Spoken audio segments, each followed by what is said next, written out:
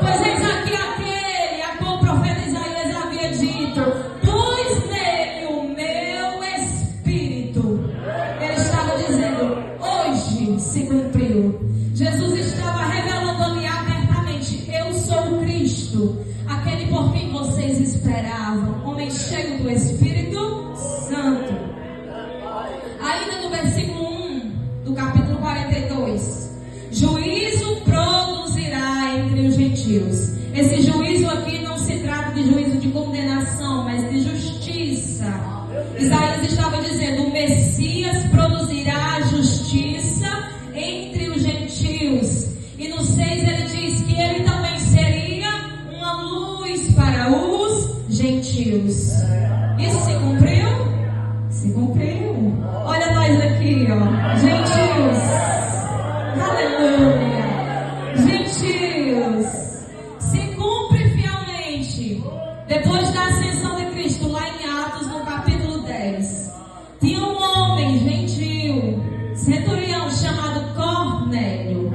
Cornélio era um homem temente a Deus, que dava esmola, fazia jejum, orava 3 vezes ao dia.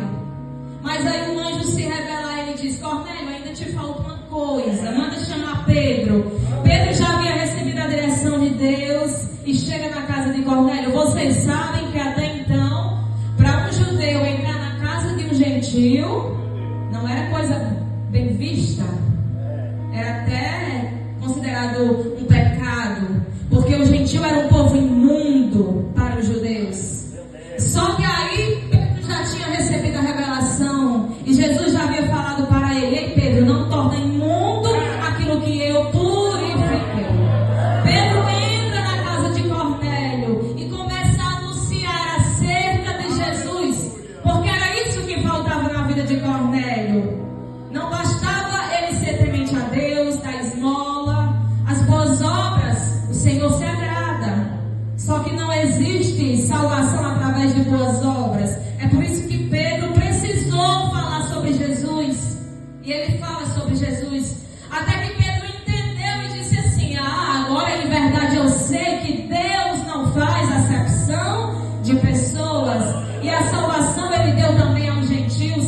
E enquanto Pedro estava anunciando Jesus, a palavra vai dizer que todos os que estavam ali foram cheios do Espírito Santo, foram batizados com o Espírito Santo. Aqui é a primeira vez que o Espírito Santo é derramado para os gentios, se cumprindo assim aquilo que João o Batista falou sobre o Cristo.